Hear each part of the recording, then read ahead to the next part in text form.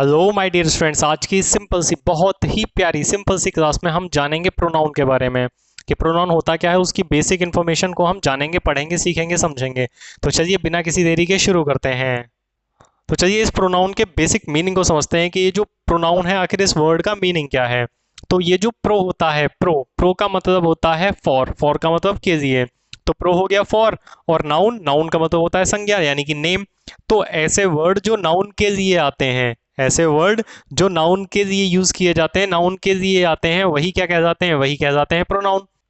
अब स्टूडेंट के मन में ये क्वेश्चन आ सकता है कि जब नाउन है तो उसकी जगह पे प्रोनाउन का यूज क्यों करना।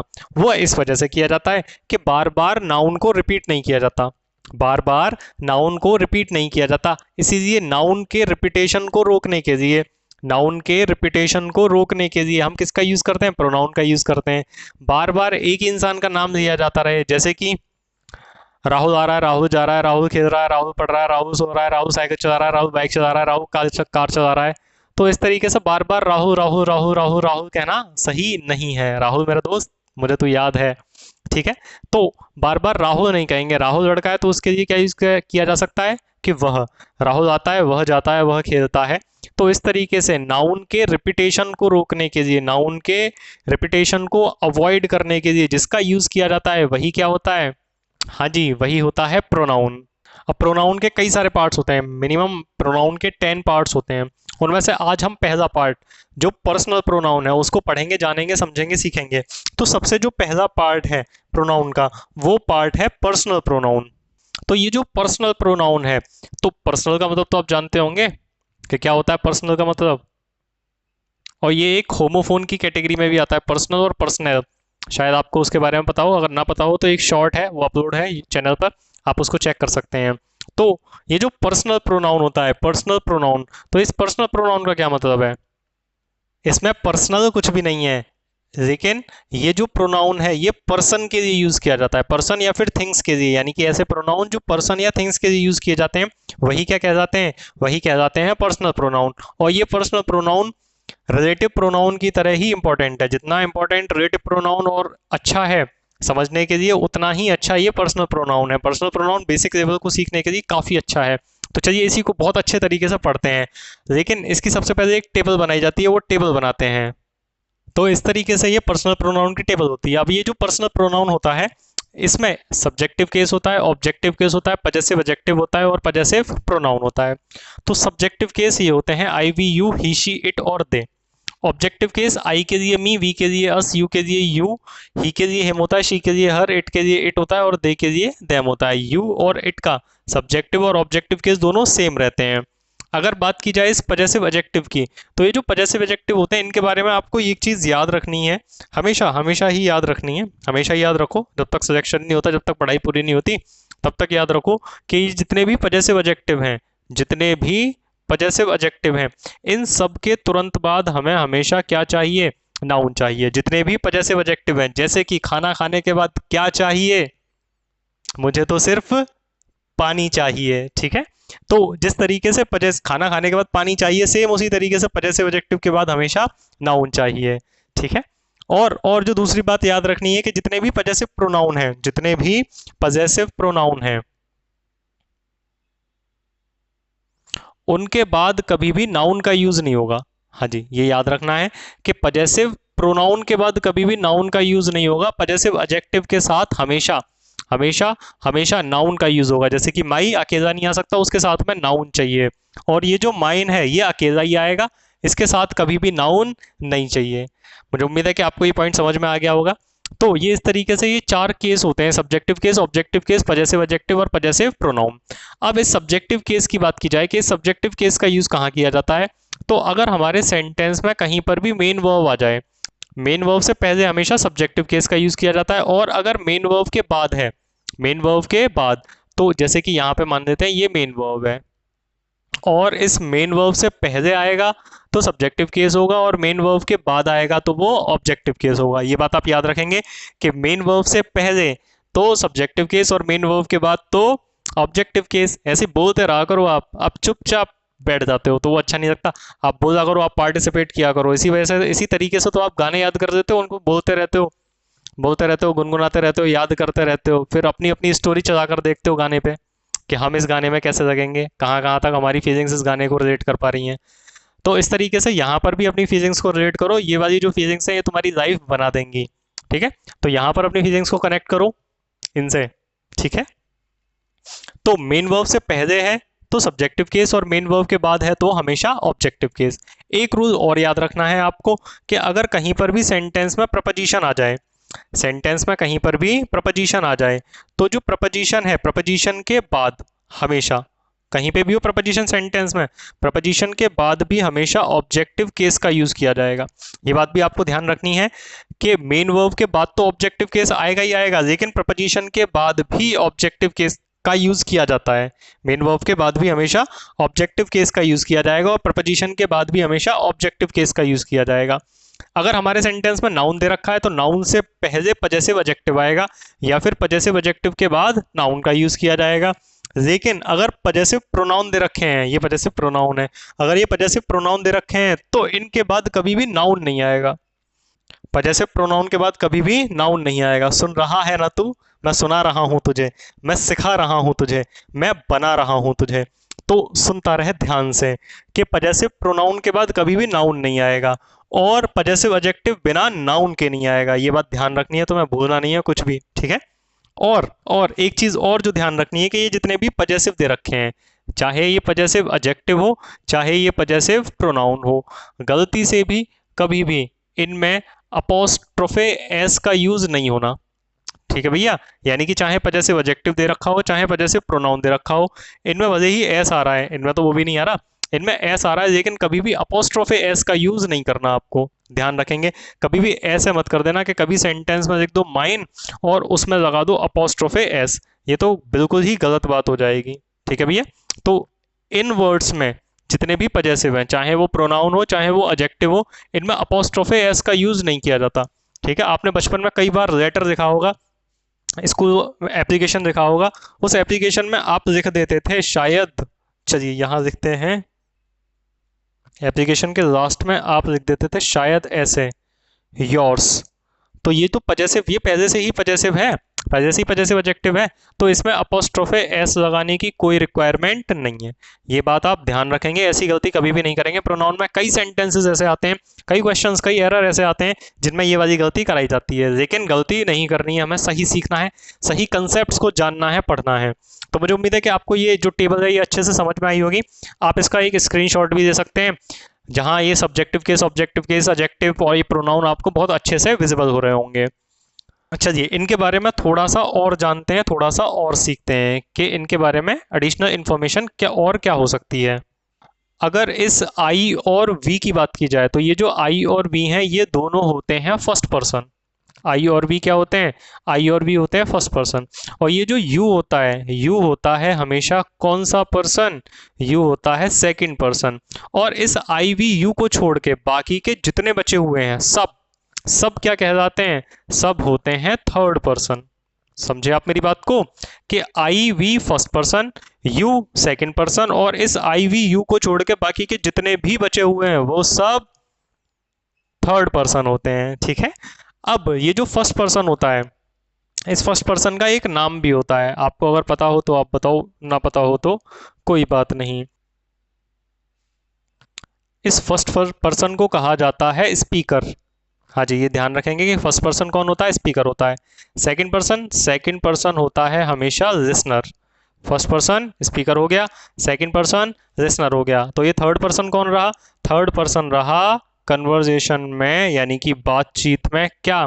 नॉन एक्टिव, यानी कि जो नॉन एक्टिव है बातचीत में। जैसे कि मैंने कहा, जो मैंने कहा, क्या तुमने सुना? हाँ जी, तो मैंने कहने का काम किया, मैंने कहने का काम किया, सो आई एम स्पीकर। जो मैंने कहा वो तुमने सुना, तुमने क्या किया? तुमने सुनने का काम किया। अगर तुमने सुनने का काम किया तो यू आर लिसनर।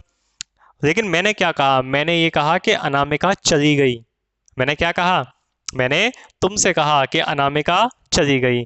तो मैंने कहा, तुमने सुना, तो मैंने कहने का काम किया, तुमने सुनने का काम किया। लेकिन अनामिका ने क्या काम किया? हमारी इस बातचीत में अनामिका ने क्या काम किया? वैसे तो उसने जाने का काम किया, लेकिन हमारी बातचीत में क्योंकि मैंने कहा, तुमने सुना, लेकिन अनामिका ने क्या काम किया है? अनामिका ने तो कोई काम नहीं किया, ना तो वो बोल रही ना वो सुन रही, उसके बारे में तो बात की जा रही है। तो कन्वर्जेशन में यानी कि बातचीत में एक बोलने वाला होता है और एक सुनने वाला होता है, और कोई एक तीसरा इंसान होता है जिसके बारे में बात की जा रही है, तो उसी इंसान को कहा जाता है नॉन एक्टिव और उसी को माना जाता है थर्ड पर्सन।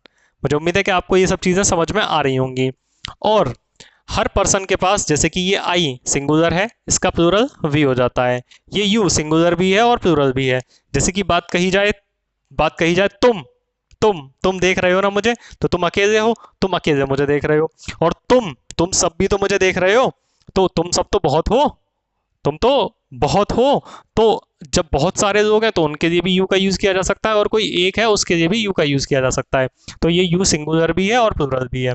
और ये जो ही शी इट हैं, ही शी इट, ये कैसे हैं? ये सिंगुलर हैं। और इन तीनों का, ही शी इट तीनों का प्लूरल क्या होता है? दे क्या होता है? इसका प्लूरल होता है। यानी कि ही और शी और इट तीनों के लिए अगर प्लूरल यूज करना है तो उनका प्लूरल क्या होता है? दे होता है। और इनका अगर ऑब्जेक्टिव केस बनाना है तो इनका ऑब्जेक्टिव केस ये है। अगर पजेसिव एडजेक्टिव की जरूरत है, पजेशन बनाना है, ये बताया जा रहा है कि कोई चीज किसी की अपनी है, तो वहां पे पजेसिव एडजेक्टिव लग जाएगा। और अगर पजेसिव प्रोनाउन का यूज करना है तो बिना नाउन के करेंगे। और पजेसिव एडजेक्टिव हो चाहे प्रोनाउन हो, इनमें कभी भी अपोस्ट्रोफे एस का यूज नहीं किया जाएगा। मुझे उम्मीद है कि आप इसको बहुत अच्छे से समझ पाए होंगे टेबल को। जितने अच्छे से आप प्रोनाउन को पढ़ेंगे उतने ही अच्छे से आप नरेशन को सॉल्व कर पाएंगे, क्योंकि नरेशन में और कुछ नहीं है। नरेशन दो चीजों से मिलकर बना है, टेंस एंड प्रोनाउन। जिसके टेंस और प्रोनाउन बहुत अच्छे हैं वो नरेशन को बहुत आसानी से सॉल्व कर सकता है, समझे आप? तो ये टेबल तो नरेशन को सॉल्व करने के लिए बहुत ही ज्यादा इंपॉर्टेंट है। तो चलिए इससे आगे बढ़ते हैं और इसके बारे में कुछ और चीजें जानते हैं, कुछ और कंसेप्ट समझते हैं पर्सनल प्रोनाउन के। कंसेप्ट्स को समझने के लिए हम कुछ क्वेश्चंस को सॉल्व करेंगे। यहां लिखा हुआ है for I it is easy, for I it is easy. अब देसी बच्चा क्या करेगा? देसी बच्चा मारता है तुक्का। तुक्का क्या कहता है कि अगर स्टार्टिंग में आ रहा है तो वो सब्जेक्टिव केस होता है, अगर स्टार्टिंग में है तो वो सब्जेक्टिव केस है। लेकिन यहाँ पे आपको तुक्का नहीं मारना बिल्कुल भी। यहाँ पे कंसेप्ट्स को बहुत अच्छे से समझना है और पढ़ना है, क्योंकि जिनके कंसेप्ट्स अच्छे होते हैं वही कुछ कर पाते हैं। तो अब मेरे दोस्तों इस सेंटेंस को बहुत ही अच्छे तरीके से समझने की कोशिश करो। ये क्या लिखा हुआ है? ये लिखा हुआ है फॉर। और ये फॉर क्या होता है? ये होता है एक प्रपोजिशन।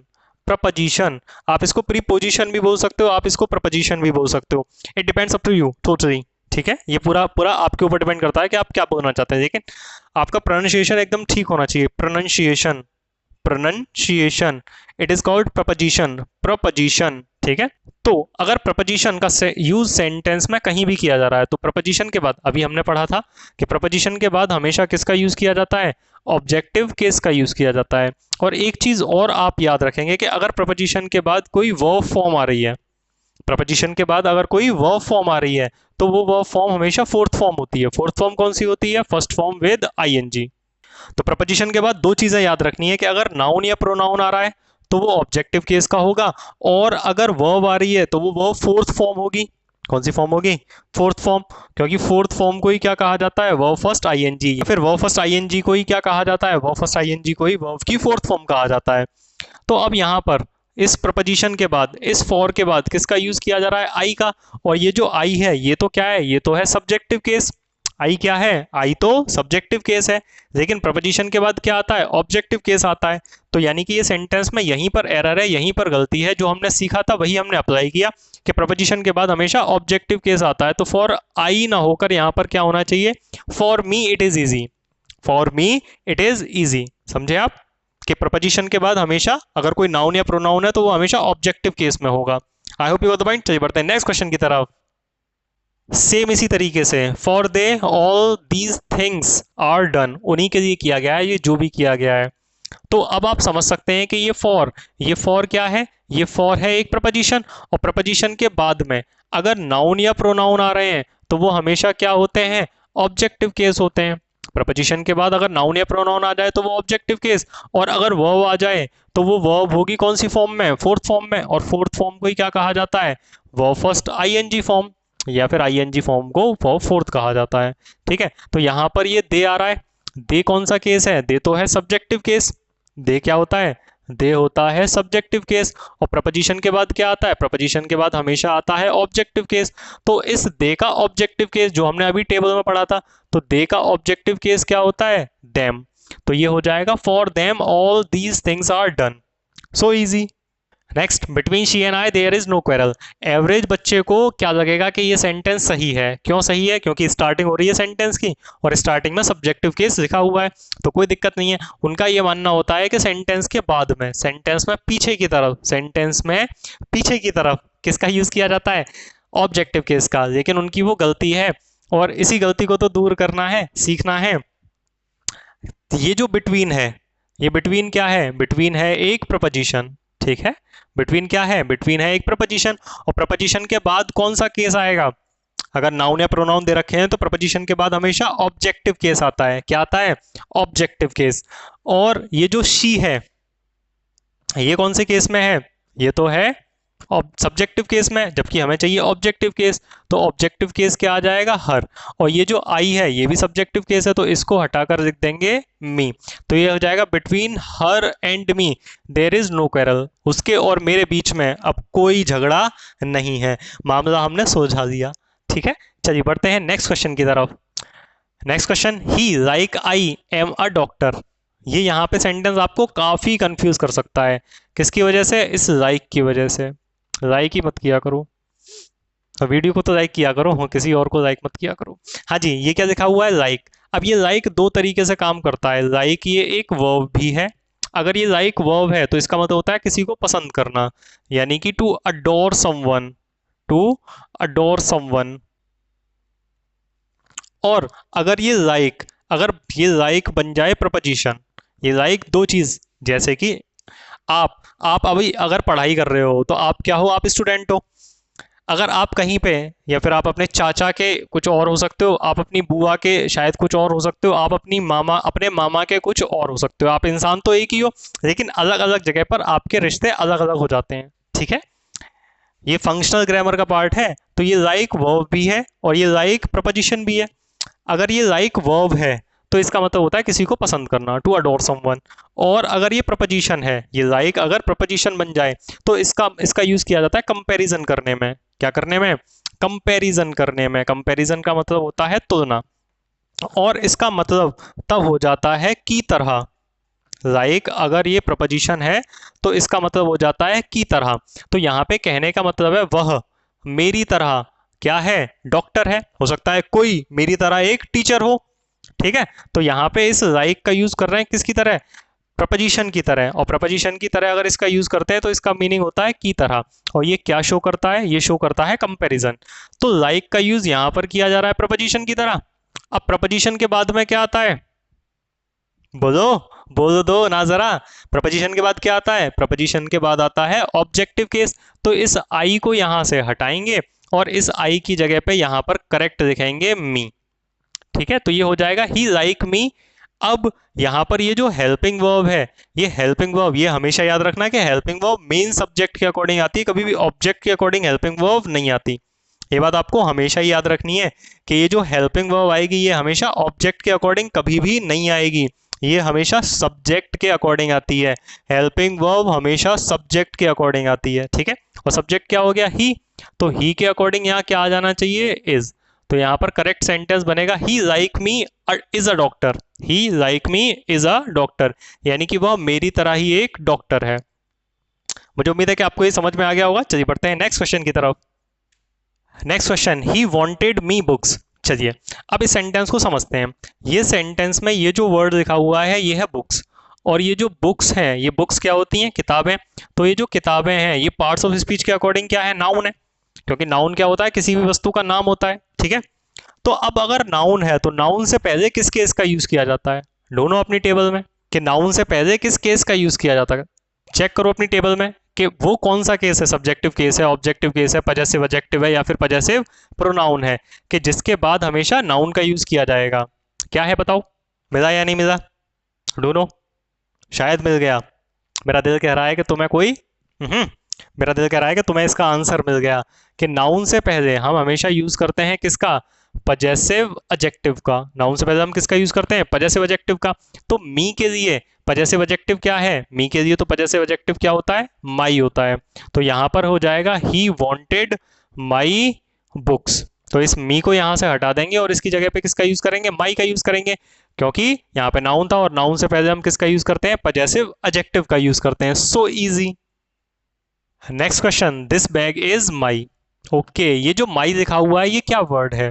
टेबल के अकॉर्डिंग बताइए आप कि ये माई क्या है। ये माई है पजेसिव एडजेक्टिव। और जितने भी पजेसिव एडजेक्टिव होते हैं, क्या उनके बाद हमें कुछ चाहिए? हाँ जी, क्या चाहिए?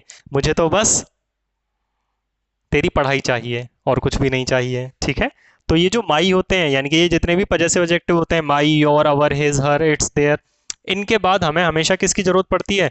इसके बाद हमें हमेशा जरूरत रहती है नाउन की। ठीक है, लेकिन इस वर्ड के बाद तो नाउन है ही नहीं। अगर नाउन नहीं है तो क्या कोई ऐसा वर्ड उस टेबल में, कोई ऐसा केस है जो बिना नाउन के यूज किया जाता है? हाँ जी बताओ, कौन सा वर्ड है, कौन सा केस है वो केस होता है पजेसिव प्रोनाउन। क्या होता है वो? पजेसिव प्रोनाउन होता है, क्योंकि पजेसिव प्रोनाउन हमेशा बिना नाउन के आते हैं। तो यहाँ पे भी कोई नाउन नहीं है लास्ट में, तो इसीलिए इस माई को, ये माई क्या है? पजेसिव एडजेक्टिव है। तो इस पजेसिव एडजेक्टिव को चेंज करना पड़ेगा किसमें? पजेसिव प्रोनाउन में। और क्यों चेंज करना पड़ेगा? क्योंकि नाउन नहीं है। नाउन होता तो पजेसिव एडजेक्टिव होता, नाउन नहीं है तो क्या होगा? पजेसिव प्रोनाउन होगा। तो माई के लिए आप उस टेबल में चेक करो, आई, मी, माई, लास्ट वाले पोर्शन में लिखा हुआ था पजेसिव प्रोनाउन। तो आई के लिए, आई, मी, माई, इसके लिए जो पजेसिव प्रोनाउन है वो क्या है? वो होता है माइन। तो यहां पर सेंटेंस सही होगा क्या? This bag is mine. इस माई का मतलब भी मेरा होता है और इस माइन का मतलब भी मेरा होता है। इनमें बस सिर्फ इतना ही डिफरेंस है कि इस एडजेक्टिव में माई, माई, माई, अवर, योर, इनके बाद नाउन चाहिए और माइन, अवर्स, योर्स, इनके बाद में नाउन नहीं चाहिए। बस इतना याद रखना है आपको और कोई गलती कभी नहीं होगी। बढ़ते हैं नेक्स्ट क्वेश्चन की तरफ। Next question, mine dress is elegant. Elegant, elegant का मतलब होता है शानदार, बेहतरीन। अब यहाँ पर ये जो वर्ड लिखा हुआ है ये है ड्रेस। ड्रेस क्या है? ड्रेस है एक नाउन। और ये जो माइन दे रखा है, ये माइन क्या है? ये माइन है पजेसिव प्रोनाउन। ये माइन क्या है? माइन है पजेसिव प्रोनाउन। अब प्रोनाउन के बारे में आप इतना ही तो जान गए हो, पजेसिव प्रोनाउन के बारे में, कि जितने भी पजेसिव प्रोनाउन है उनके बाद में कभी भी नाउन का यूज नहीं होगा। पजेसिव प्रोनाउन के बाद में कभी भी नाउन का यूज नहीं होगा। अगर नाउन का यूज करना है तो वहां से प्रोनाउन को हटाना पड़ेगा और उस प्रोनाउन की जगह पे किसका यूज करना पड़ेगा? एडजेक्टिव का यूज करना पड़ेगा। एडजेक्टिव, ये एडजेक्टिव होता है, एडजेक्टिव नहीं होता। एडजेक्टिव नहीं बोलते इसको। और इसके बारे में भी याद रखना कि अगर डी के बाद में जे आ रहा है, ठीक है, तो इस जे की वजह से ये जो डी है ये म्यूट हो जाता है। म्यूट यानी कि साइलेंट हो जाता है। तो इसको एडजेक्टिव ना बोलकर इसको एडजेक्टिव कहा जाता है। एडजेक्टिव, ठीक है। कभी कभी आपको थोड़ा बहुत क्या करना पड़ जाता है? कभी कभी तो करना पड़ता है क्या? एडजस्ट। एडजस्ट ना होकर ये क्या होता है? ये होता है एडजस्ट। एडजस्ट, ठीक है। ये आप ध्यान रखेंगे कि जे की वजह से ये जो डी है ये म्यूट हो जाता है, साइलेंट हो जाता है। तो यहां पर नाउन से पहले हम किसका यूज करते हैं? एडजेक्टिव का यूज करते हैं। तो माइन का एडजेक्टिव क्या है? टेबल में आप चेक कर सकते हैं कि माइन का एडजेक्टिव उसके सामने लिखा है, वो क्या है? माई। तो यहाँ पे हो जाएगा माई ड्रेस इज एलिगेंट। कितनी आसानी से ये एरर सॉल्व हो गया। चलिए बढ़ते हैं नेक्स्ट क्वेश्चन की तरफ। नेक्स्ट क्वेश्चन, इस क्वेश्चन को समझने के लिए आपको थोड़ा सा ज्यादा दिमाग यूज करना पड़ेगा, ठीक है। चलिए इस सेंटेंस को समझते हैं, इस क्वेश्चन को और इस एरर को बहुत अच्छे से जानने की कोशिश करेंगे। मैं अपनी तरफ से पूरी कोशिश करूंगा आपको समझाने की, लेकिन आपको भी थोड़ा थोड़ा दिमाग लगाना पड़ेगा इस क्वेश्चन में। यहाँ लिखा है his father did not like him going, ठीक है। तो यहाँ पर ये क्या लिखा है? ये लिखा है गोइंग। गोइंग यानी कि वर्ब फर्स्ट विद आईएनजी। लेकिन वैसे तो ये मेन वर्ब होती है, लेकिन यहाँ पर ये मेन वर्ब नहीं है। और ये मेन वर्ब नहीं है, क्यों नहीं है ये मेन वर्ब? क्योंकि ING, verb first ING main verb तब होती है जब इससे पहले is am are, was were, be या बीन आ जाए। जब आईएनजी से पहले इज एम आर आ जाए, वॉज वर आ जाए, बी आ जाए या फिर बीन आ जाए, इस आईएनजी से तुरंत पहले, तब इसको क्या मानते हैं? इसको मेन वर्ब मानते हैं। लेकिन इससे तुरंत पहले तो यहाँ पर ना तो इज एम आर है, ना वॉज वर है, ना बी है, ना बीन है, यहाँ पे तो कुछ भी नहीं दे रखा। तब ऐसी कंडीशन में इस गोइंग को, इस वर्ब फर्स्ट आईएनजी को मेन वर्ब नहीं माना जाता। इसको क्या मानते हैं? इसको मानते हैं नाउन। क्या मानते हैं इसको? इसको मानते हैं नाउन।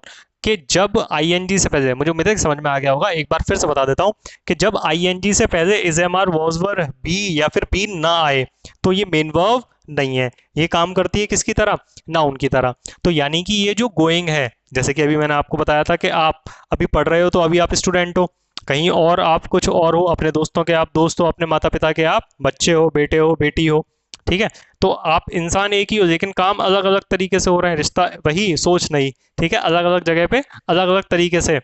ऐसे ही ये आईएनजी जिसने रट दिया के मेन वर्ब है, वो इस कंसेप्ट को नहीं जान पाएगा, ना कभी सॉल्व कर पाएगा। तो ये जो आईएनजी है यहाँ पे काम कर रही है नाउन का, क्योंकि इससे पहले कोई हेल्पिंग वर्ब नहीं दे रखी, ठीक है। तो इसीलिए ये यहाँ पे नाउन है। अब नाउन से पहले अगर केस चेक किया जाए, नाउन से पहले केस चेक किया जाए कि सब्जेक्टिव केस आता है, ऑब्जेक्टिव केस, पजेसिव एडजेक्टिव या फिर पजेसिव प्रोनाउन, आप बताओ किसका यूज किया जाता है नाउन से पहले? बोल नहीं रहे हो? चुपचाप बैठे हो, ऐसे मत बैठे रहा करो, बोला करो मेरे साथ साथ कि अगर नाउन का यूज किया जा रहा है तो नाउन से पहले हम हमेशा पजेसिव एडजेक्टिव का यूज करते हैं। तो ही के लिए, ही के लिए पजेसिव एडजेक्टिव क्या होगा?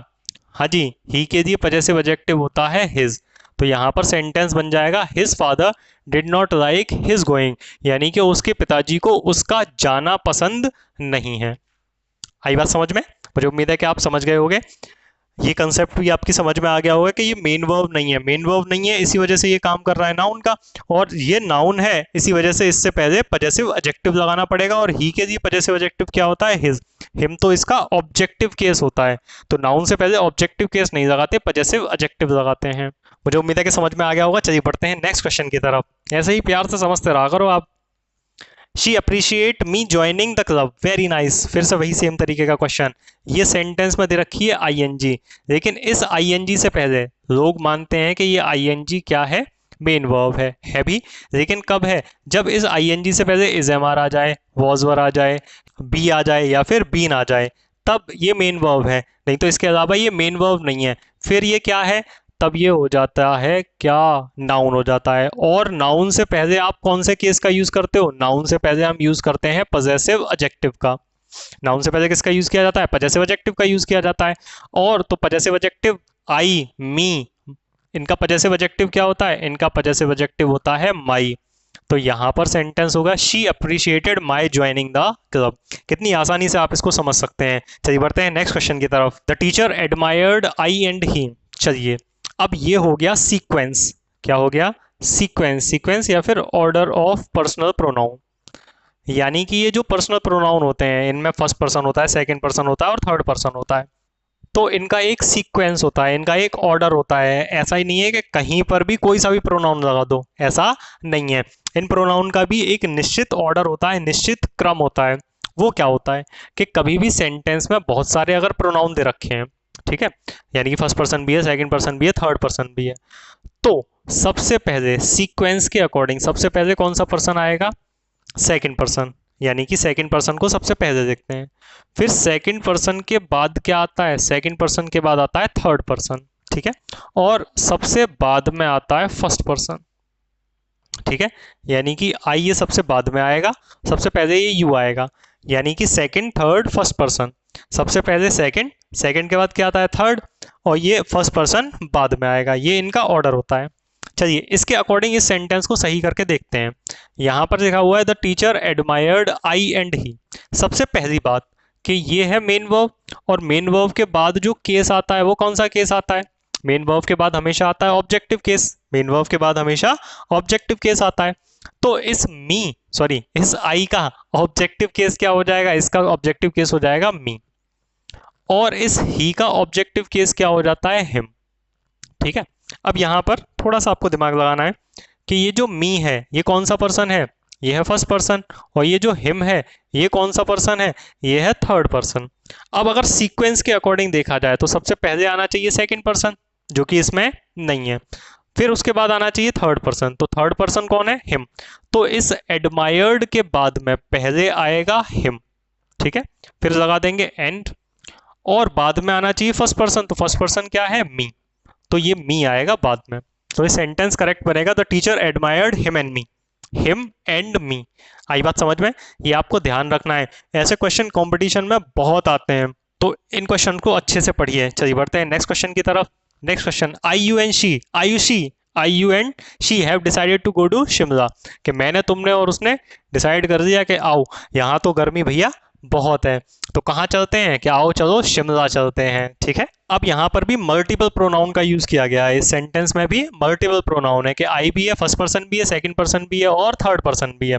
तो अभी हमने जाना सीखा समझा पढ़ा कि पहले आता है कौन सा पर्सन, सेकंड पर्सन। तो इसमें सेकंड पर्सन क्या दे रखा है, इसमें दे रखा है यू, तो सबसे पहले यूज किया जाएगा यू। सेकंड पर्सन के बाद क्या आता है, आप देखो, सेकंड पर्सन के बाद आता है थर्ड पर्सन, तो इसमें थर्ड पर्सन क्या दे रखा है, थर्ड पर्सन है शी, यू शी, और बाद में आता है फर्स्ट पर्सन, तो फिर बाद में आ जाएगा आई, तो ये हो जाएगा you she and I have decided to go to Shimla. तो ये आप ध्यान रखेंगे, ये जो इनका प्रोनाउन का, पर्सनल प्रोनाउन का जो अरेंजमेंट होता है, जो सीक्वेंस होता है, वो सेकंड, थर्ड एंड फर्स्ट के रूप में होता है। मुझे उम्मीद है कि आपको ये बात याद रह जाएगी, ना भी रहे तो याद रखना पड़ेगा। ठीक है, चलिए बढ़ते हैं नेक्स्ट क्वेश्चन की तरफ। I and you are going to play chess. Okay, यहाँ पर ये जो आई है ये कौन सा पर्सन है, ये है फर्स्ट पर्सन, ये यू कौन सा पर्सन है, ये है सेकंड पर्सन। ठीक है, और सीक्वेंस के अकॉर्डिंग पहले सेकंड बाद में फर्स्ट, तो पहले लिख देंगे यू और फिर इसके बाद में आएगा आई। अब ये सेंटेंस सही हो गया, यू एंड आई, और फिर यहां से carry on are going to play chess, you and I are going to play chess, ये इस तरीके से बन जाएगा। मुझे उम्मीद है कि आप ये समझ गए होंगे। बढ़ते हैं नेक्स्ट क्वेश्चन की तरफ। और अगर इसी सेंटेंस में कहीं पे थर्ड पर्सन होता तो इस यू के बाद में और इस आई से पहले यहाँ बीच में उस थर्ड पर्सन का यूज किया जाता, जैसे कि हो जाता I Yati and you are going to play chess, तो ये हो जाता you Yati and I are going to play chess. समझ गए आप? मुझे उम्मीद है कि आपको समझ में आ गया होगा। चलिए बढ़ते हैं नेक्स्ट क्वेश्चन की तरफ। Tania and you were not present in the function. Okay, यहां पर ये जो तानिया है, ये जो तानिया है ये है थर्ड पर्सन। ठीक है, और ये जो यू है ये कौन सा पर्सन है, ये है सेकंड पर्सन। अब अरेंजमेंट की बात की जाए तो यू यानी कि सेकंड पर्सन पहले फिर थर्ड पर्सन, पहले सेकंड फिर थर्ड, पहले सेकंड फिर थर्ड पर्सन आएगा। ठीक है, तो सेकंड पर्सन यानी कि पहले आएगा यू, फिर उसके बाद में आएगी तानिया, तो ये हो जाएगा you and Tanya were not present in the function. ये भी कितना इजी था। चलिए, और अगर इसमें फर्स्ट पर्सन होता कि तुम, तान्या और मैं, तो क्या करते, यू तान्या, फिर यहां पर बाद में आई लगाते। ठीक है, चलिए बढ़ते हैं नेक्स्ट क्वेश्चन की तरफ। You she and I have committed a mistake. क्या ये सेंटेंस सही है? देखने में तो सही लग रहा है ये सेंटेंस। हाँ जी, देखने में तो ये ठीक ठीक ठाक लग रहा है। कैसे? यू सेकंड पर्सन है, ठीक है, शी थर्ड पर्सन है, आई फर्स्ट पर्सन है, तो ऑर्डर तो यही है ना कि पहले सेकंड फिर थर्ड फिर फर्स्ट। तो इस हिसाब से तो ये करेक्ट होना चाहिए, लेकिन फिर भी इसमें गलती क्यों है, एरर क्यों है, और क्या है? नहीं आ रही समझ में? चलिए अब समझते हैं इसको, कि जब सेंटेंस में, ध्यान से सुनना, कि जब सेंटेंस में कोई नेगेटिव सेंस हो, सेंटेंस में कोई नेगेटिव सेंस हो, ठीक है, या फिर किसी मिस्टेक की बात की जा रही हो, नेगेटिव सेंस हो या फिर किसी मिस्टेक की बात की जा रही हो, किसी गलती की बात की जा रही हो, तो यहाँ पे जो सीक्वेंस होता है ये चेंज हो जाता है। जब गलती की बात होती है, मिस्टेक की बात होती है, नेगेटिव सेंस की बात होती है, तो वहां पर जो प्रोनाउन का सीक्वेंस है वो थोड़ा सा चेंज हो जाता है। कैसे चेंज हो जाता है? कि जब नेगेटिव सेंस की बात की जाएगी तो पहले आएगा फर्स्ट पर्सन, उसके बाद आएगा सेकंड पर्सन, और बाद में आएगा थर्ड पर्सन। ये तो याद ही रखना है कि सेकंड और थर्ड ये तो हमेशा इसी पोजीशन में रहते हैं। ये फर्स्ट पर्सन या तो बाद में चला जाता है या फिर ये पहले आ जाता है। पहले कब आएगा? जब नेगेटिव सेंस होगा या फिर किसी गलती के बारे में बात की जा रही होगी। अब यहाँ पे लिखा है you she and I have committed a mistake, यानी कि तुमने, उसने और मैंने मिलकर एक कोई गलती कर दी है। गलती कर दी है तो नेगेटिव सेंस हो गया, यानी कि कोई मिस्टेक हो गई। तो यहाँ पे पहले आएगा फर्स्ट पर्सन, फर्स्ट पर्सन यानी कि आई, फिर सेकंड पर्सन आई यू, फिर आएगा थर्ड पर्सन, तो यहाँ पर कर देंगे I you and she have committed a mistake. ये इस तरीके से सही हो जाएगा। और एक चीज़ और याद रखेंगे कि ये वाला जो सीक्वेंस है, ये वाला जो ऑर्डर है, अरेंजमेंट है, वो प्लूरल प्रोनाउन में भी यही यूज़ किया जाता है। यानी कि जब तीनों प्रोनाउन प्लूरल हो जाए, प्लूरल कैसे हो जाए कि फर्स्ट पर्सन में आ जाए वी, सेकंड पर्सन में आ जाए यू और थर्ड पर्सन में आ जाए दे। तो इस कंडीशन में भी पहले वी, यू और दे ये हमेशा रहेगा, चाहे नेगेटिव सेंस हो चाहे पॉजिटिव सेंस हो। प्लूरल प्रोनाउन में यानी कि जब ये प्रोनाउन प्लूरल हो जाएंगे तो वी, यू, दे सेंस उसका फॉलो किया जाएगा। मुझे उम्मीद है कि आपको ये समझ में आ गया होगा। चलिए बढ़ते हैं नेक्स्ट क्वेश्चन की तरफ। He and I abuse the stranger, उसने और मैंने मिलकर अजनबी को गाली दे दी। अब किसी को गाली देना क्या ये अच्छा काम है? क्या ये अच्छा ही है किसी को गाली देना? ये तो बुराई है, बेकार बात है, नेगेटिव चीज है। तो यहाँ पर ये जो सेंटेंस का सेंस है वो नेगेटिव है, गलती है, बेकार है। तो यहाँ पर क्या होगा, यहाँ पे पहले आएगा फर्स्ट पर्सन, फिर उसके बाद में आएगा सेकंड पर्सन। अब सेकंड नहीं है तो थर्ड पर्सन आ जाएगा। तो ये हो जाएगा I and he abuse the stranger. अब इसी सेंटेंस को थोड़ा सा अगर चेंज कर दें तो यहाँ पे अगर जैसे कि हो जाए he and I fed the stranger, बस इस अब्यूज को हटाकर यहाँ पे फेड कर दिया। फेड का मतलब होता है किसी को कुछ खिलाना, ठीक है। तो अब अगर किसी को खिला रहे हैं तो ये तो अच्छा काम हो गया, पॉजिटिव सेंस हो गया। तो अगर पॉजिटिव सेंस हो गया तो फिर से वही पुराना वाला अरेंजमेंट आ जाएगा, यानी कि पहले सेकंड पर्सन, फिर थर्ड पर्सन और फिर बाद में फर्स्ट पर्सन। क्योंकि जो एटिकेट्स होते हैं वो ये कहते हैं कि अगर कोई बुरा काम किया जा रहा है तो खुद रेस्पॉन्सिबिलिटी लो, खुद जिम्मेदारी लो और पहले ये बताओ कि ये गलती मेरी वजह से हुई है, मैंने और फिर इन्होंने ये गलती की है। लेकिन जब अच्छा काम किया जाता है तब दूसरों को क्रेडिट दिया जाता है और खुद को पीछे रखा जाता है। तो जब पॉजिटिव सेंस होता है तो खुद को, स्पीकर को पीछे रखा जाता है, यानी कि फर्स्ट पर्सन को पीछे रखा जाता है। और जब गलती होती है तो वहां रेस्पॉन्सिबिलिटी लेने की बात की जाती है, तो वहां सबसे पहले खुद को रखा जाता है कि मैं स्पीकर हूँ, फर्स्ट पर्सन हूँ और मेरी वजह से ये गलती हुई है, इस वजह से मैं सबसे पहले हूँ। तो अगर नेगेटिव सेंस है तो इस फर्स्ट पर्सन को पहले लिखना है, और पॉजिटिव सेंस है और नॉर्मल कोई बात है, जनरल कोई बात है, तो इस फर्स्ट पर्सन को बाद में लिखना है। आई होप कि आप इन सेंटेंसेस को बहुत अच्छे तरीके से समझ पाए हैं। आपने प्रोनाउन को और स्पेशली पर्सनल प्रोनाउन को बहुत अच्छे तरीके से जाना, पढ़ा, सीखा, समझा। तो ऐसे ही द इंग्लिश अल्फा के साथ में इंग्लिश पढ़ते रहिए, खुद को आगे बढ़ाते रहिए, लेकिन हिंदी से जुड़े रहिए। Thank you so much.